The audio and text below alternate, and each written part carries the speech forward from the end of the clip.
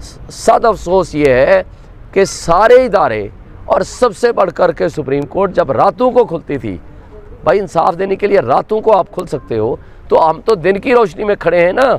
Islamabad high court से हमारा मुतालबा है कि ये दिन की रोशनी में अदालत खोलें और इसके ऊपर आप मुनासिब आर्डर जारी करें, इलेक्शन कमीशन को रोकें और कंसोलिडेटेड फॉर्म जो है 47 वो जारी करें ऑन दी बेस। एक तो हमारी मौजूदगी में हो, ये रूल है, हमें निकाल दिया और उसके बाद सब कुछ किया। नंबर 2 वो करें on the basis of form 45।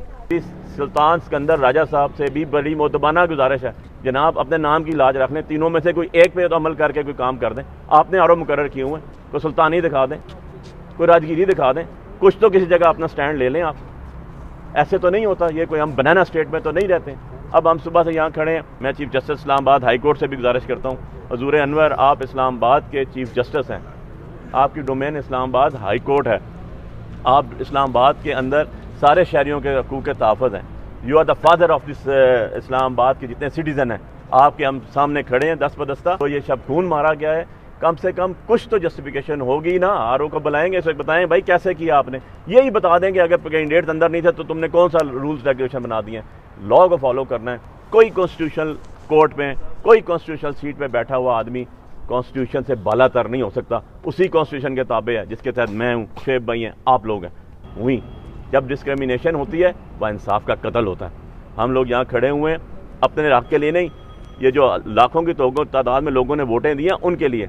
50-50 हज़ार की लीड है यार हमारी, 50-50 हज़ार वोटर्स की।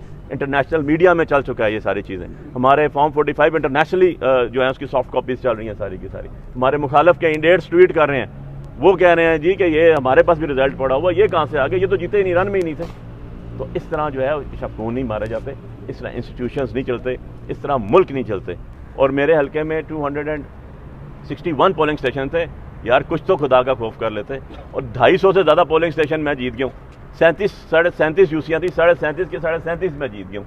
कुछ तो खुदा का खौफ करो। ये हम इस मुल्क के रहने वाले हैं, ये मुल्क जो है हमें अपनी जान से प्यारा है। मैंने अपनी पूरी कैंपेन में शायद एक ऐसी स्पीच की हो जिसमें मैंने पाकिस्तान के यहाँ के लोगों की राइट का जिक्र ना किया हो और मुहब्बल वतन होने के ओथ ना दिया हो।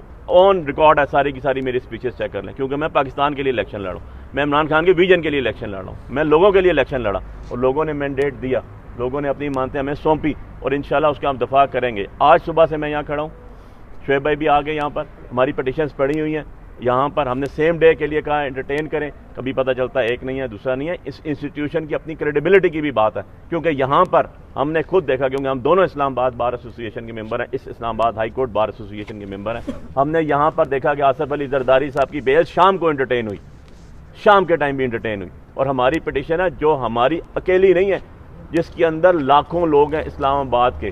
तीसरी पटिशन भी शायद अभी फाइल हो रही है और वो तीनों हलकों के अंदर से हम खड़े हुए हैं। 25 लाख लोगों की पटिशन है, 25 लाख लोगों का राइट है। आपने आरओ साहब ने मिलकर उठा के उसको डिसाइड कर दिया। हमने ईसीपी में भी एप्लीकेशन दी, हमने आरओ के पास एप्लीकेशन दी, एप्लीकेशन लेने से इनकारी थे वो। R&I में जाएँ और नंबर ले लें मेरे। और मैं आज इस्लामाबाद हाई कोर्ट में खड़ा हूँ जी। इस्लामाबाद हाई कोर्ट में क्यों खड़ा हूँ? क्योंकि हमें रात को हमारे पास सारे रिजल्ट्स आ चुके थे, 100% रिजल्ट हमारे पास मौजूद है, जिसके अंदर हमारी कॉम्प्रिहेंसिव 54-55,000 वोट्स की विक्ट्री है। और जो हमारे अगेंस्ट हैं वो हमारे से बहुत दूर हारे हुए थे और घर जाके सो गए थे शायद वो।